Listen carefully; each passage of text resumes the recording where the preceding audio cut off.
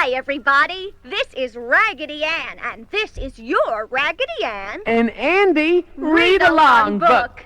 Every time you hear this chime, it means it's time to turn the page in your storybook. Now, we are ready to begin our adventure into the land of fun. Open your book, and we will start the story. And remember, when you hear the chime, turn the page. Everyone knows that Christmas is a time for giving, but did you know that there are lots of gifts that you can give that don't have to cost any money at all?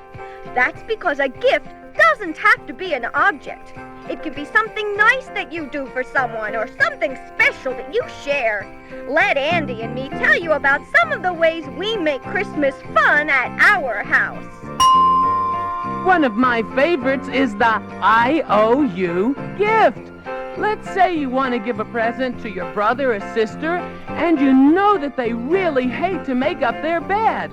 All you have to do is to write on a card, I owe you 1 week's worth of bed making.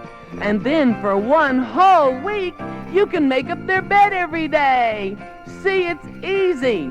Let's try and think of some more. You could give your dad a week's worth of taking out the garbage, or give your mom a week's worth of washing and drying the dishes.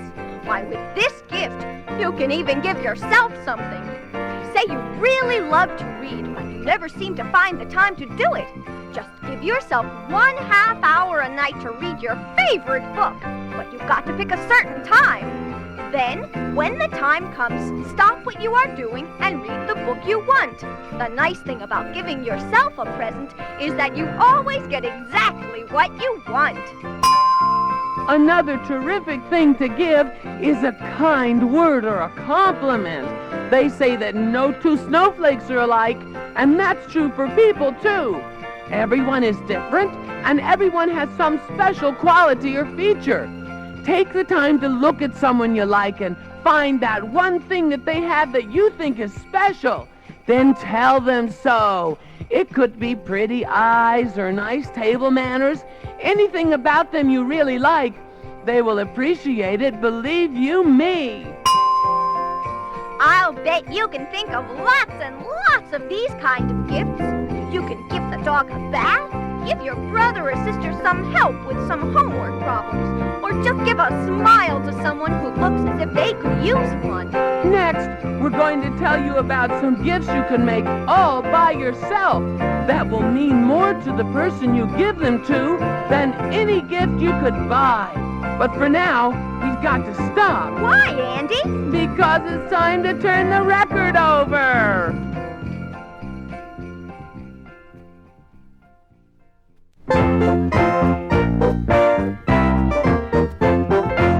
Here are some ideas for gifts that you can make from things you probably have around the house, like crayons, paper, and ribbon. First of all, be sure to pick a place to work where you won't be in the way, and make sure to put down some paper so you won't make a mess. If you have any problems, ask your mom or dad to help, but I think you will be able to do these things all by yourself.